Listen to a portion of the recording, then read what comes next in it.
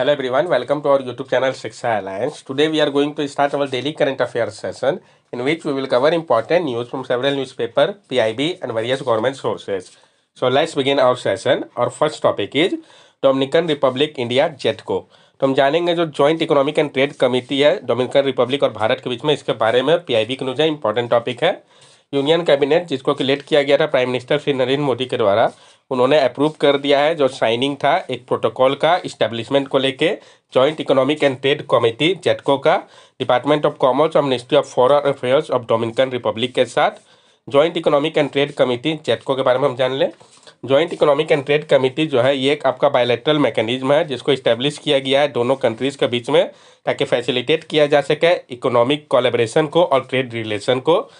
ये सर्व करेगा एक प्लेटफॉर्म के रूप में डिस्कशन के लिए, इंफॉर्मेशन एक्सचेंज और कॉपरेशन के लिए, ताकि पार्टिसिपेटिंग नेशन जो है इसका मकसद होगा स्ट्रेंथन करना इकोनॉमिक टाइज को, इन्हेंस करना ट्रेड और इंडस्ट्री को, और ये एड्रेस करेगा जो चैलेंजेस है एक्सपोर्ट और इंपोर्ट को लेकर गुड्स एंड सर्विसेज का।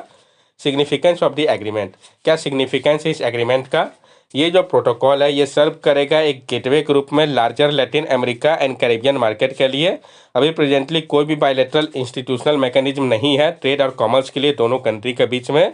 भारत जो है वो इंपोर्ट करता है गोल्ड को डोमिनिकन रिपब्लिक से और एक्सपोर्ट करता है pharmaceutical, marine product, motor vehicle और 2 और 3 व्हीलर्स को। ये जो एग्रीमेंट है ये बूस्ट करेगा भारत के एक्सपोर्ट को। India had joint economic and trade committee agreement with various countries including United Kingdom, Singapore, Thailand, Indonesia, Malaysia, Vietnam, South Korea, Canada, Mauritius and Oman। अब भारत का जॉइंट इकोनॉमिक और ट्रेड कमेटी जेटको एग्रीमेंट बहुत सारे country के साथ है, जिसमें कि United kingdom, Singapore, Thailand, Indonesia, Malaysia, Vietnam, south Korea, Canada, Mauritius, Oman जैसे कंट्री है। डोमिनिकन रिपब्लिक के बारे में भी हम जान ले तो ये आपका एक कैरिबियन नेशन है जो कि शेयर करता है आइलैंड ऑफ हिस्पैनियोला को, हाइटी जो है इसके वेस्ट में, उसके साथ जो टेरेन है इसका ये कंप्राइज करता है रेन फॉरेस्ट, सवाना और हाईलैंड को, जिसमें कि पिको ड्यूरेटे जो कि कैरिबियन टॉलेस्ट माउंटेन है। इसके कैपिटल सिटी सेंटो डोमिनिको है। तो कैपिटल सिटी कौन सी है इसका मैप में लोकेशन आपको पता होना चाहिए। तो हम देखेंगे डोमिनिकन रिपब्लिक को, ये इसकी कैपिटल सिटी है सेंटो डोमिनिको। ये जो आप इसके नेबरिंग कंट्री देख सकते हैं, ताकि अगर क्वेश्चन आए मैप बेस्ड आपको पता होना चाहिए। नेक्स्ट टॉपिक है हमारा RBI report on Panchayati Raj institution. तो जो RBI का रिपोर्ट है पंचायती राज इंस्टीट्यूशन को लेकर जानेंगे, इसके बारे में हम डिटेल में। फिर PRI, फिर क्या सोर्सेज है फाइनेंस का PRI के लिए, सब कंसीडर करेंगे। रिजर्व बैंक ऑफ इंडिया का जो रिपोर्ट है जो कि हाईलाइट कर रहा है फाइनेंशियल चैलेंजेस को लेके जिसका सामना करना पड़ रहा है पंचायती राज इंस्टीट्यूशन को। इसमें 95% जो इनका रिवेन्यू है वो आता है ग्रांट से, जो कि लिमिट कर देता है उनके स्पेंडिंग कैपेसिटी को। PRI पंचायती राज इंस्टीट्यूशन जो 73rd कॉन्स्टिट्यूशनल अमेंडमेंट एक्ट है 1992 का, इसने इंस्टीट्यूशनलाइज किया पंचायती राज इंस्टीट्यूशन PRI को। 3 टायर स्ट्रक्चर बनाया। कौन कौन सा? ग्राम पंचायत विलेज लेवल पे, पंचायत समिति इंटरमीडिएट या ब्लॉक लेवल पे, और जिला परिषद डिस्ट्रिक्ट लेवल पे। PRI ऑपरेट करता है 29 सब्जेक्ट को, जो इसको कि आउटलाइन किया गया 11th शेड्यूल में कॉन्स्टिट्यूशन के। क्या सोर्स है फाइनेंस का PRI के लिए? तो local government revenue sources include, जो लोकल गवर्नमेंट का रेवेन्यू का सोर्स है वो इंक्लूड करता है, जैसे कि सेंट्रल फाइनेंस कमीशन का ग्रांट हो गया, टैक्स डिवोल्यूशन और दूसरे टाइप का ग्रांट सेंट्रल गवर्नमेंट के द्वारा जो दिया जाता है, टोल, टैक्सेस, ड्यूटी और फीस जिसको कि कलेक्ट किया जाता है स्टेट गवर्नमेंट के द्वारा बिहाफ में लोकल बॉडीज़ के, स्टेट फाइनेंस कमीशन ट्रांसफर या ग्रांट इन एड, ये सारे हो गए। PRI have the authority as per article 243H to impose, collect and allocate taxes, duty, tolls and fees. और पंचायती राज इंस्टीट्यूशन के बाद अथॉरिटी है आर्टिकल 243H के अंतर्गत कि वो इम्पोज कर सकते हैं, कलेक्ट कर सकते हैं, एलोकेट कर सकते हैं टैक्सेस, ड्यूटी, टोल और फीस को। की point of the RBI report, क्या इंपॉर्टेंट पॉइंट है जो RBI की रिपोर्ट है इसमें? ओन रेवेन्यू रिसोर्सेज, जो पंचायत है वो रिलाई करते हैं लिमिटेड सोर्सेज के ऊपर, जैसे कि प्रॉपर्टी टैक्सेस, फीस या फाइन, कि वो कंसल्ट करते हैं, कंस्टिट्यूट करते हैं एक माइनर शेयर को अपने रेवेन्यू का, ऑन करते हैं रेवेन्यूज़ को जो कि जनरेट किया जाता है लोकल टैक्सेस की मदद से। ये कंट्रीब्यूट करता है सिर्फ 1.1% में ही उनके टोटल रेवेन्यू का 2022-23 के दौरान। ग्रांट डिपेंडेंसी, जो बहुत ज़्यादा डिपेंडेंसी है उनका ग्रांट के ऊपर, तो अप्रॉक्सीमेटली 95% जो पंचायत का रेवेन्यू है वो आता है ग्रांट से हायर गवर्नमेंट लेवल पे। ये लिमिट कर देता है उनका फाइनेंशियल ऑटोनॉमी को। लो एक्सपेंडिचर, बहुत कम एक्सपेंडिचर है, जो रेवेन्यू एक्सपेंडिचर है पंचायत का वो लेस देन 0.6% है ग्रोस स्टेट डोमेस्टिक प्रोडक्ट का, सारे स्टेट की अगर हम बात करें तो। Inter state variation in devolution, जो इंटर स्टेट वेरिएशन है डिवोल्यूशन में जो सिग्निफिकेंट वेरिएशन एग्जिस्ट करता है डिवोल्यूशन को लेके पावर और फंक्शन का पंचायतों के लिए अक्रॉस स्टेट में। स्टेट जहाँ पे हायर डिवोल्यूशन लेवल है वहाँ पे देखा गया है इम्प्रूव सोशियो इकोनॉमिक आउटकम्स को। इनकन्सिस्टेंसी इन डाटा, जो इनकन्सिस्टेंसी है डाटा को लेके, जो असेसमेंट था फिजिकल हेल्थ को लेकर पंचायती राज इंस्टीट्यूशन का, ये हिंडर करता है इनकन्सिस्टेंट डाटा को लेकर उनके फाइनेंस के बारे में। Challenges in local tax revenue generation, जो चैलेंज है लोकल टैक्स रेवेन्यू जनरेशन को लेके पंचायत को सामना करना पड़ रहा है चैलेंजेस का जनरेट करने में लोकल टैक्स रेवेन्यू को। Limited tax based administrative infrastructure shortage और जो कमी है ट्रेंड स्टाफ और अनक्लियर गाइडलाइंस के कारण।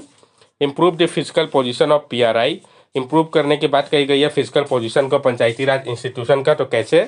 सबसे पहले बूस्ट करके रेवेन्यू को जो कि जनरेट करेगा उनके कैपेबिलिटी को इनहेंस करने के लिए फाइनेंशियल ऑटोनॉमी को। Effectively implementing article 243I for fair revenue sharing to establish finance commission, effectively implement करके आर्टिकल 243 क्लॉज आई को ताकि फेयर रेवेन्यू का शेयरिंग हो सके, इस्टेब्लिश करके फाइनेंस कमीशन को। Strengthening local administrative skill for better financial management and ensuring consistent funding for effective planning and execution, strengthen करना है लोकल एडमिनिस्ट्रेटिव स्किल को बेटर फाइनेंशियल मैनेजमेंट के लिए और इंश्योर करना है कंसिस्टेंट फंडिंग को इफेक्टिव प्लानिंग और एग्जीक्यूशन के लिए। Drawing insight from global model like Finland and Switzerland where local government manage substantial tax revenue, draw करना होगा जो ग्लोबल मॉडल है उससे इंस्पायर होकर, जैसे कि फिनलैंड और स्विट्जरलैंड जैसे कंट्रीज है जहाँ पे लोकल गवर्नमेंट मैनेज करती है सब्सटेंशियल टैक्स रेवेन्यू को। प्रमोट करना होगा डिसेंट्रलाइजेशन को ताकि एम्पावर किया जा सके लोकल लीडर को ताकि वो कम्युनिटी स्पेसिफिक डिसीजन ले सके जो कि नीड और सर्कमस्टेंसेस के अनुसार होगा। Other limitation of Panchayati Raj institution, इसके अलावा जो लिमिटेशन है पंचायती राज इंस्टीट्यूशन का, तो कैपेसिटी और स्किल गैप ये एक बहुत बड़ा लिमिटेशन है। ये एक सर्वे कंडक्ट किया गया था वर्ल्ड बैंक के द्वारा 2018 में। इसमें पाया गया था कि बहुत ज़्यादा वेरिएशन है कैपेसिटी और रिसोर्सेज को लेकर पंचायती राज इंस्टीट्यूशन का, ये लैक कर रहा है। इवन जो मोस्ट बेसिक स्टाफ और इंफ्रास्ट्रक्चर है उसमें भी पॉलिटिकल इंटरफेरेंस, बहुत ज़्यादा पॉलिटिकल इंटरफेरेंस होता है उनके काम में। एशियन डेवलपमेंट बैंक ने अपने रिपोर्ट में पंचायती राज इंस्टीट्यूशन का हाईलाइट किया था जो इंस्टेंट है पॉलिटिकल इंटरफेरेंस का फंक्शनिंग को लेकर पंचायती राज इंस्टीट्यूशन के। Inadequate representation of marginalise section, जो रिप्रेजेंटेशन है मार्जिनलाइज सेक्शन का वो भी इनएडिकेट है। जो रिजर्व सीट है SC ST और वुमेन का जो कि इन्हेंस करता है उनके रिप्रेजेंटेशन को। जो ओवरऑल रिप्रेजेंटेशन है मार्जिनलाइज सेक्शन का पंचायती राज इंस्टीट्यूशन में वो अभी भी इनएडिकेट है। कुछ केसेस में जो रिजर्व सीट है इसको ऑक्युपाइड किया गया है प्रॉक्सी कैंडिडेट के द्वारा पंचायत पति के माध्यम से। लिमिटेड अवेयरनेस एंड पार्टिसिपेशन, बहुत कम अवेयरनेस और पार्टिसिपेशन है। जो centre for study of developing society है उन्होंने कंडक्ट किया था एक सर्वे को जिसमें पाया गया कि जो अवेयरनेस है पंचायती राज इंस्टीट्यूशन को लेकर रूरल सिटीजन में वो बहुत ही कम है। सिर्फ 45% रिस्पोंडेंट है जिन्होंने सुना है लोकल पंचायत के बारे में। Success of panchayat Raj institution, जो अगर हम सक्सेस की बात करें पंचायत राज इंस्टीट्यूशन के तो एम्पावर करता है ये कम्युनिटी को। 2021 के समय पे ओवर 2.5 लाख पंचायती राज इंस्टीट्यूशन थे भारत में जो कि कंप्राइज कर रहे थे अप्रॉक्सीमेटली 30 लाख इलेक्टेड रिप्रेजेंटेटिव को विलेज इंटरमीडिएट और डिस्ट्रिक्ट लेवल पे। स्ट्रेंथन करता है ये इंक्लूसिविटी को। 2021 के दौरान अप्रॉक्सीमेटली 24% सीट जो था पीआरआई का ये रिजर्व था SC के लिए, 17% ST के लिए और अराउंड 44% टोटल सीट पीआरआई का वो रिजर्व है वुमेन के लिए।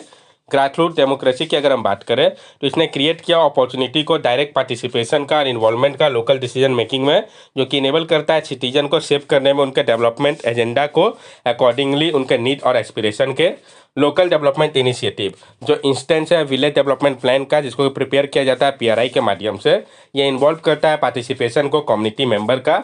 Accountability and transparency, regular meeting के माध्यम से ऑडिट और सोशल ऑडिट के द्वारा पीआरआई इंश्योर करता है कि जो पब्लिक फंड है उसको उपयोग करना चाहिए इफिशिएंटली और जो डिसीजन मेकिंग प्रोसेस है वो ट्रांसपेरेंट हो और अकाउंटेबल हो कम्युनिटी के लिए।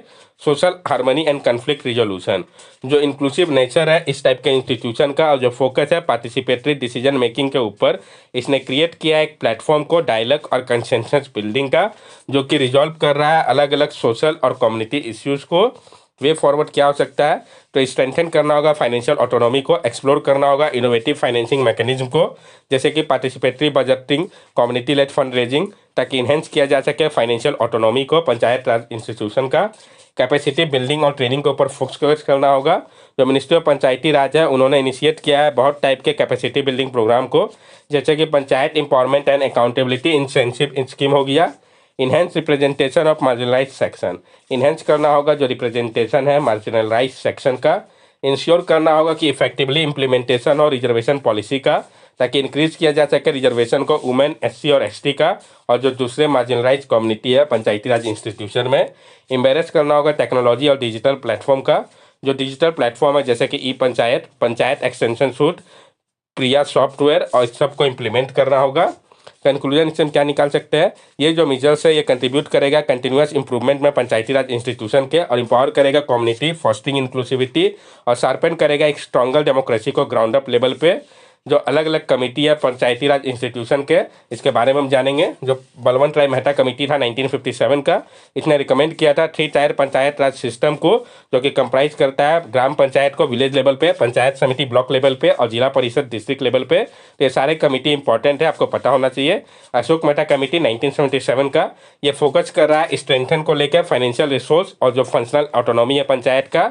जीवीके राव कमेटी 1985 का, ये फोकस कर रहा है जो आवश्यकता है रेगुलर इलेक्शन और ग्रेटर पार्टिसिपेशन का वुमेन और मार्जिनलाइज कम्युनिटी का। एलएम सिंघवी कमेटी 1986, ये रिकमेंड कर रहा है मेजर्स को ताकि एड्रेस किया जा सके फाइनेंशियल कॉन्स्ट्रेंट को और इम्प्रूव किया जा सके एडमिनिस्ट्रेटिव एफिशिएंसी को पंचायत का। पीके थंगन कमेटी 1989, ये प्रपोज करता है इलेक्टोरल रिफॉर्म को और डिवोल्यूशन ऑफ मोर पावर और फंक्शन को पंचायत के लिए। हरलाल लाल सिंह खरा कमेटी 1990, ये फोकस कर रहा है इंश्योर करने के लिए टाइमली इलेक्शन और स्ट्रेंथन करने के लिए अकाउंटेबिलिटी मैकेनिज्म को। नटराजन कमेटी 1996, ये एसेस कर रहा है इम्प्लीमेंटेशन को 73rd अमेंडमेंट का और रिकमेंड करता है फर्दर डिवोल्यूशन को पावर और रिसोर्सेज का। विक्रम सिंह मल्लिक कमेटी 2001, ये प्रपोज करता है मेजर्स को ताकि एड्रेस किया जा सके करप्शन को और प्रमोट किया जा सके ट्रांसपेरेंसी को पंचायती राज इंस्टीट्यूशन में। सचर कमेटी जो है 2006 का, ये हाईलाइट करता है जो आवश्यकता है ग्रेटर रिप्रेजेंटेशन और एम्पावरमेंट का वुमेन के लिए पंचायत में। एमबी राजवाड़े कमेटी 2017, ये रिव्यू कर रहा है जो फंक्शनिंग है ग्राम सभा का, रिकमेंड करता है स्टेप्स को ताकि इन्हेंस किया जा सके पार्टिसिपेशन और इफेक्टिवनेस को। नेक्स्ट टॉपिक है हमारा इकोवास, तो हम जानेंगे इकोवास के बारे में। पहले भी इस टॉपिक हम लोगों ने कंसीडर कर रखा है। बुर्किना फासो, माली और नाइगर, इन तीनों ने एब्रप्टली विड्रॉन कर लिया खुद को economic community of West African state इकोवास थे। उन्होंने रीजन साइड किया है सॉवरिन डिसीजन का। मिलिट्री रिजाइम जो है इन साहेल नेशन पे, जो कि ग्रैपल कर रहा है जिहादिस्ट वायलेंस के कारण और इकोनॉमिक चैलेंजेस के कारण, इसने खराब कर दिया है जो रिलेशन था इकोवास का रिसेंट कुप के बाद। जो सस्पेंशन और सैंक्शन है 3 नेशन का, इसने सॉलिडिफाइड कर दिया इस स्टैंड को और फॉर्म किया एक अलायंस को साहेल स्टेट का। इसके पहले इकोवास ने सस्पेंड किया था मेंबर्स जैसे कि माली हो गया, ग्वेना हो गया, बुर्किना फासो हो गया, इन सबको कुप के कारण जो कंट्रीज में हुआ था उन्होंने रिफ्यूज कर दिया था कि वो नहीं रिकॉग्नाइज करते न्यू गवर्नमेंट को। Economic community of West African state इकोवास एक रीजनल ब्लॉक है जिसको इस्टेब्लिश किया गया था 1975 में, जिसका मकसद था प्रमोट करना इकोनॉमिक इंटीग्रेशन को। जो 15 मेंबर्स कंट्री है वेस्ट अफ्रीका में, मेंबर्स कौन कौन से हैं, ये जो कंट्री है ये इंक्लूड करते हैं जैसे कि बुर्किना फासो हो गया, माली हो गया, नाइजर हो गया, इन तीनों ने अभी छोड़ दिया है। इसके अलावा कौन कौन से अभी है प्रेजेंटली, तो Cape Verde, Benin, Cote d'Ivoire, Gambia, Ghana, Guinea Bissau, Liberia, Nigeria, Sierra Leone, Senegal और टोगो। मकसद क्या है इसका, इकोवास का एम है कि वो अचीव करे एक सिंगल कॉमन करेंसी को और क्रिएट करे लार्ज ट्रेडिंग ब्लॉक को अलग अलग सेक्टर के लिए, जैसे कि industry, transport, telecommunication, energy, finance और कल्चर के लिए। That's all for daily current affair session. अगर आपको हमारी वीडियो अच्छी लगी हो तो हमारे चैनल सब्सक्राइब करें, हमारे वीडियो को लाइक करें और ज़रा शेयर करें। These are our social media link. From here also you can stay connected with us and give us your valuable feedback. Thank you and have a nice day.